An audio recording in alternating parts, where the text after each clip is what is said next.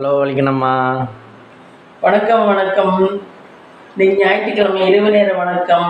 இப்போ நைட்டுக்கு பார்த்தீங்கன்னா என்ன பண்ணுறேன்னா ரவை மாதிரி செய்ய போகிறேன். மாவுக்கு இன்னைக்கு மத்தியானம் நாங்கள் மத்தியானமும் தோசையை ஊற்றி சாப்பிட்டோம். அதனால இப்போ தோசை வேண்டான்ட்டு ரவை உப்புமா. சாதம் பிடிச்சா நீ நைட்டு சாப்பிட முடியாது. ஏன்னா மத்தியானமும் தோசைன்னா இன்னைக்கு நாங்கள் காரைக்குடி போனோம் ஃப்ரெண்ட்ஸ். ரொம்ப டயர்டாக இருக்குது காரைக்குடி போனனால. காரைக்குடி போய் பொண்ணு தாக்கெல்லாம் போகலான்ட்டு போனோம் ஃப்ரெண்ட்ஸ். கடைசி பார்த்தா பொண்ணெல்லாம் ரொம்ப கிராக்கியது.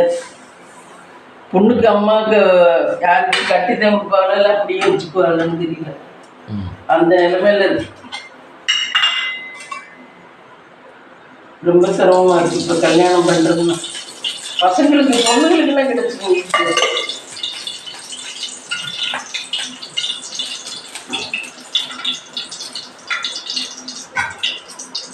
டூ வீலர்லேயே போனோம் ஃப்ரெண்ட்ஸு, காரில் போகல. காரில் போனால் அதுக்கு 2000 ரூபாய் வரும் பெட்ரோலுக்கு. அதனால காரில் போகாமல் டூ வீலர்லேயே போகணும் ஃப்ரெண்ட்ஸ். அதான் ரொம்ப டயர்டாக இருக்குது. காரில் போயிருந்தா அவ்வளோ டயர்ட் இருக்கு.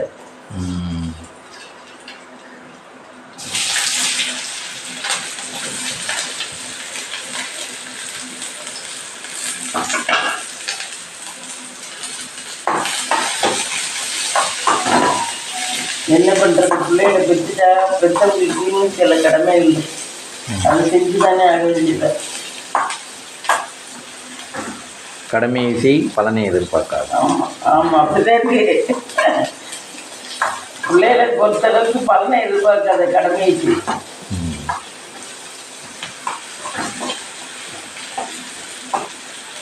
அந்த காலத்தில் உள்ள பிள்ளைகள்லாம் அம்மா அப்பாவை ஈஸியே பேசாதுங்க. இப்போ உள்ளது நீ இப்போ சொல்கிற மாதிரி கடமையை செய்யும் பலனை எதிர்பார்க்காது. நீ பதிலுக்கு எங்களை எதையும் கேட்டுறாத, நாங்கள் செய்வோம், என்ன எங்களுக்கு நீ செய் அப்படிங்கிறதானே அந்த பலனில்.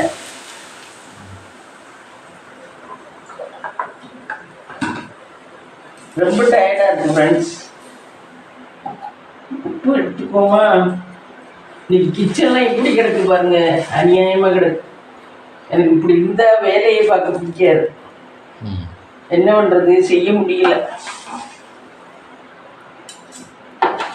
முன்ன எல்லாம் செஞ்சிருவேன். சின்ன வயசாக இருக்கலாம் எவ்வளோ வேலை வேணாலும் செஞ்சிருவேன் வீட்டில், நம்ம வீட்டு வேலை. இப்பெல்லாம் முடியல ஃப்ரெண்ட்ஸ். அதான் வயசாகுறது. சும்மா போல எப்பயும் போல ரெஸ்ட் எடுத்துட்டு சமைச்சிட்டு உட்காந்துருந்தோம்னா பரவாயில்ல மாதிரி. வேற எது செஞ்சாலும் முடியல. அதெல்லாம் எக்ஸ்பீரியன்ஸ் தான், பழக்கம் தான். நம்ம டெய்லி ரொட்டேஷனாக செஞ்சுக்கிட்டே இருந்தோம், போயிட்டு வந்துக்கிட்டே இருந்தோம்னா நமக்கு இதாகிடும். நம்ம எங்கேயுமே போகிறதில்ல. ரொம்ப எப்பயாவது ரேராக தான் போகிறோம். எப்பயாவது ரேராக தான் போகிறோம். அது காரில் போயிட்டு இருந்தால் ஒன்றும் தெரியாது. டூ வீலர் போகிறது, காரில் போயிட்டு வந்தால் அலுப்பு தெரியல. வெயிலும் படாது, தலையில் வெயில் படாது. இப்போ நம்மளுக்கு வெயில் தலையில் படுறதுனால தான் இல்லை, எனர்ஜி நிறைய உடம்புல இருக்க தண்ணி சத்தை குடிச்சிருது. குடிச்சனால உடம்புல இப்போ தண்ணி சத்தை, இப்போ ஆப்ரேஷன் பண்ணிக்கல உடம்பு தண்ணி கேட்டுக்கிட்டே இருக்கும், கொடுங்க கொடுங்க கொடுங்க கொடுங்கன்னு. ஏன்னா தண்ணி சத்தை காய போட்டு தானே பண்ணுறாங்க. அப்படிங்கிறனால தண்ணி ஒரு நாள் ஃபுல்லாக குடிக்காமல் இருந்து பாரு. அது மாதிரி ஆப்ரேஷன் பண்ணி நமக்கு முடிப்பு வந்த உடனே தண்ணி அப்படி கேட்கும். சொர்க்கலோகம் மாதிரி இருக்கும் தண்ணி கிடைச்சிட்டா. ஆனா தண்ணி கொடுக்க மாட்டாங்க ஃப்ரெண்ட்ஸ். ஆப்ரேஷன் பண்ணிட்டு நம்ம வந்த உடனே தண்ணி குடிக்க கூடாது. தண்ணி குடிச்சா இதாயிடுவாங்களாம். அதனால தண்ணி கொடுக்க மாட்டாங்க. அவங்க சிஸ்டர்ஸ் சொல்லினதுக்கு அப்புறம் தான் நம்ம தண்ணி குடிக்கணும். அது எதனாலன்னு தெரியல. இல்லை, அது 2 நாளைக்கு முன்னாடி இப்போ ஆப்ரேஷன் இன்னைக்குன்னா நேத்தையிலிருந்தே உடம்பை ட்ரை பண்ணிடுறாங்க. உடம்பு நம்ம இப்போ பொருள் மாதிரி, நீங்கள் இப்போ ரவையை ஹேண்டில் பண்ணுற மாதிரி தான் டாக்டர்களுக்கு நம்ம உடம்பு. அப்படிங்கிறனால அதை ட்ரை பண்ணி அதுக்கப்புறம் தான் அவங்க வேலை பார்ப்பாங்க. அது வேலை பார்க்குற அளவுக்கு உடம்புல மற்ற அமிலங்கள் சுரந்துக்கிட்டு இருக்கும்ல, திடீர்னு நம்மளுக்கு முழிப்பு வர இல்லை, தண்ணி தாகம் கேட்க ஆரம்பிச்சிருச்சு. அவங்க வேலை பார்க்குற வரைக்கும் நம்மளை அமைதியாக வச்சுருப்பாங்க மயக்கத்தில். அவங்க வேலை பார்த்து முடிச்ச உடனே நம்மளுக்கு நினப்பு வரும் பாருங்க. நினப்பு வந்த உடனே நம்ம உடம்புல இருக்குது நம்மளுக்கு தானே தெரியும், டாக்டருக்கு தெரியாதுல்ல. அப்போ அதில் வந்து கேட்க ஆரம்பிச்சிடும், தண்ணி கொடுங்க தண்ணி கொடுங்க தண்ணி கொடுங்க அப்படி. தண்ணி குடிச்சா நமக்கு இறந்துருவாங்க. அது கொஞ்சம் நேரம் கழிச்சு குடிக்கும். அது சிஸ்டர் வந்து சொன்னதுக்கு அப்புறம் தான் குடிக்கணும், அது வரைக்கும் தண்ணியே குடிக்க கூடாது. அப்படிதான் ஒரு பொண்ணு குடிச்சு பிள்ளைய சின்ன பிள்ளையா அதுக்கு ஆப்ரேஷன் பண்ணியிருந்தாங்கன்னா கொப்பனாப்பட்டியா அந்த பொண்ணு ஆப்ரேஷன் பண்ணியிருந்தாங்கன்னா அது யாருமே இல்லையா துணைக்கு. அது என்ன ஒண்ணுச்சா எந்திரிச்சு அதுவா தண்ணியும் வந்து குடிச்சிருச்சான், உடனே இறந்து போச்சு. பையன் காலேஜ் படிக்கிறேன், பாவம் ஒரு பையன் தான் காலேஜ் படிக்கிறேன், புடிச்சேன் வழி இல்லை பாவம். நானும் தான் தண்ணி கேட்டேன் ஆப்ரேஷன் பண்ண உடனே, எனக்கு யாரும் தரல.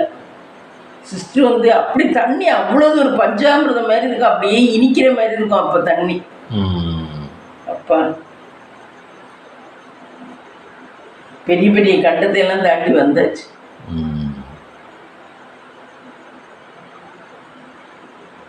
நோய் நொடி இல்லாத வாழ்க்கை வேண்டும் ஃப்ரெண்ட்ஸ், அதுதான் மெயின். அது கிடைச்சாலே போதும், அதுலயே நம்ம நிறைய புண்ணியம் பண்ணிருக்கோம்னு தான் அர்த்தம். பணம் வந்து அவ்வளவு தூரம் இது கிடையாது, அதுவும் மெயின். செல்வம் தேவைக்கு இருந்தா போதும், ஆனா நோய் நொடி இல்லாத வாழ்க்கை தான் நமக்கு கடவுள் கொடுத்த வரம். நோய் நொடி இல்லாத வாழ்க்கை வேணும். ஒவ்வொருத்த ஒரு நாளைக்கு ஒரு நேரத்துக்கு இப்படி மாத்திரை திங்கிறாரு. ஆமா, சுகருக்கு பிபிக்கு 30 வயசு 40 வயசு வந்தாலே, 35 வயசு தாண்டிட்டாலே, 35 அப்படி இல்லைன்னா 40 தாண்டிட்டாலே இது சுகர் வந்துடுது, பிபி வந்துடுது, எல்லாமே வந்துடுது. நீங்களாம் அந்த காலத்துல ரொம்ப டென்ஷன் ஆகுறீங்க, இந்த காலத்துல அவ்வளவுதான், பொறுமையே இல்லை. பொறுமைனா என்ன வேலைன்னு கேட்குறீங்க. அதனாலதான் பிள்ளைய பரீட்சையில ஃபெயில் ஆயிடுச்சுனாலும் சூசைட் பண்ணிக்குதுங்க. நாங்கெல்லாம் தோல்வியை சந்திச்சேன், எங்களுக்கெல்லாம் பெத்தவங்க அப்பெல்லாம் ஒரு சாமான் கேட்டோம்னா வாங்கியே தரமாட்டாங்க. அது ரொம்ப கஷ்டப்பட்டு என்னைக்காவது அவங்களுக்கு ஏதோ ஒரு சந்தோஷம் நடந்து அப்படின்னாதான் அந்த பொருள் நீ கேட்டியே உனக்கு வாங்கி தட்டுமா அப்படின்னு கேட்பாங்க, இல்லைன்னா வாங்கியே தரமாட்டாங்க. இப்போ உள்ள பிள்ளைகளுக்கு கேட்ட உடனேயே பெற்றோர்களும் வசதியா இருக்காங்க, வாங்கி கொடுத்துட்றாங்க. அதனால பிள்ளைகளுக்கு அந்த அருமை தெரியல, தோல்வியை ஏத்துக்க முடியல. எதுவும் கையில கிடைக்கணும், நான் நினைச்சிட்டேன்னா எனக்கு கிடைக்கணும் அப்படிங்கிற ஒரு எண்ணம் இருக்கு பிள்ளைகளுக்கு. அப்படி இருக்க கூடாது. எதுவும் நீங்களுமே பிள்ளைகளுக்கு உடனே எதுவும் வாங்கி கொடுக்க கூடாது. கொஞ்சம் கேட்டு கேட்டு கேட்டு கேட்டு அதுக்கப்புறம் தான் வாங்கி கொடுக்கணும். ஒரு சில பேரண்ட்ஸ் என்ன நினைக்கிறாங்கன்னா, நம்ம பிள்ளையே இல்ல வாங்கி கொடுத்துருவோம். நானும் அப்படித்தான் நினைச்சேன், இப்ப முத்துனாக்கெல்லாம் நல்ல அருமையே தெரியல, எதோட அருமையே தெரியல. இப்ப தார்னிஷ்க்கு அப்படிதான் வாங்கி கொடுக்குறாங்க. அவன் இந்த ஜாமான் வேண்டாம் அந்த ஜாமான் தான் வேணும்னா உடனே வாங்கி கொடுக்குறாங்க. விளையாட்டு ஜாமான் அவன் காரா ஒரு 100 200 500 கார் வச்சிருப்பேன். அவன் விளையாடுற காரு சைஸ் வாரியா வச்சிருப்பேன். குமுதத்துல போய் வாங்கிட்டு வருவாரு. குமுதம் இல்ல, அது என்ன கடை, குமுதம். அப்படி பிள்ளை கேட்ட உடனே எதுவும் வாங்கி கொடுக்க கூடாது ஃப்ரெண்ட்ஸ். கொஞ்சம் ஆரம்பட்டு தான் வாங்கி கொடுக்கணும். அப்பதான் அதுக்கு தோல்வியெல்லாம் சந்திச்சாலும் அதுல இருந்து நம்ம எதிர்கொண்டு எந்திரிச்சு வரணும்னு ஒரு தோணல் வரும். அவ்வளவுதான், சூசைட் பண்ணிக்குதுங்க. ஒன்றும் இல்லை, காலேஜில் இது 10th +2 மார்க்கு குறைஞ்சி வச்சுனாவே சூசைட் பண்ணிக்குதுங்க. அப்போ அதுக்களால தோல்வியை ஏற்றுக்க முடியல.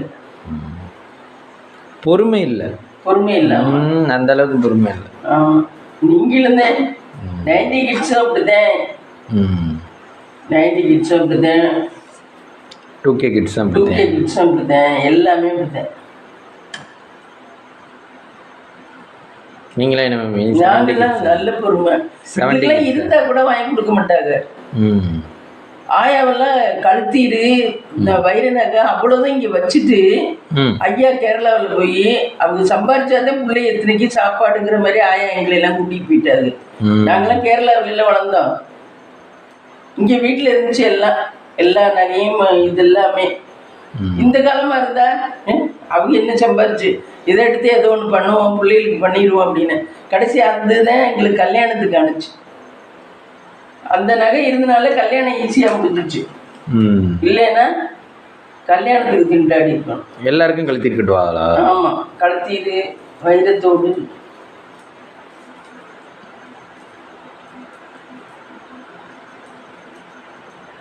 இப்போ போல இருந்தா ஆமா இருக்கிறத வச்சுக்கிட்டா என்னத்துக்கு இதுங்கணும் அப்படின்னு நினைப்போம்.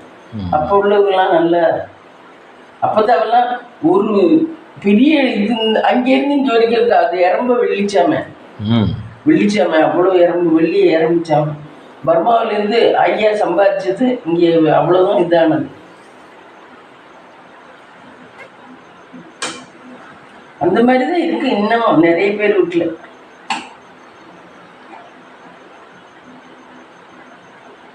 இப்போ வெள்ளிச்சாமெல்லாம் 5 சாமி வைக்குவா, 2 சாமி வைக்குவாங்க. அப்படிலாம் இருந்தாலும் பொண்ணே கிடைக்கல ஃப்ரெண்ட்ஸ். ரொம்ப வருத்தமாக இருக்கு. பொண்ணு போய் கேட்க போனோம்னா ரொம்ப பொண்ணே கிடைக்கல. எப்படியோ கடவுள் புண்ணியத்தில் பொண்ணு கிடைச்சாதான். ரொம்ப எல்லா சமூகமும் வருந்தத்தக்க ஒரு இதுன்னா அதே எல்லா சமூகத்திலையும் கிடைக்கல.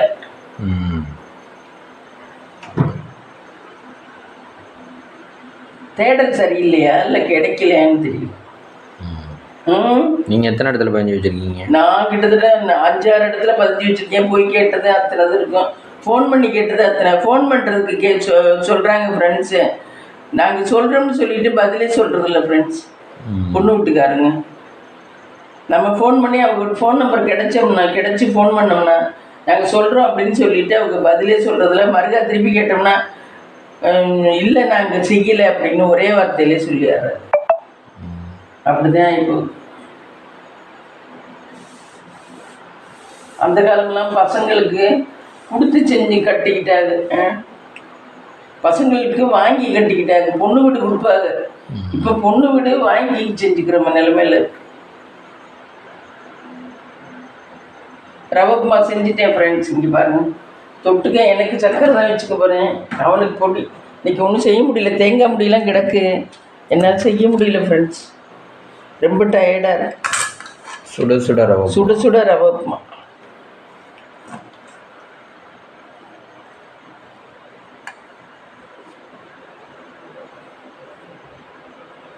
ஃப்ரெண்ட்ஸ், இந்த ரவை உப்புமா பாருங்கள். இன்றைக்கி நைட் இதுதான். இந்த வீடியோ பிடிச்சிருந்தா லைக் பண்ணுங்கள், ஷேர் பண்ணுங்கள், கமெண்ட் பண்ணுங்கள், சப்ஸ்கிரைப் பண்ணுங்கள் ஃப்ரெண்ட்ஸ். எங்களுக்கும் ஆதரவு கொடுங்க ஃப்ரெண்ட்ஸ்.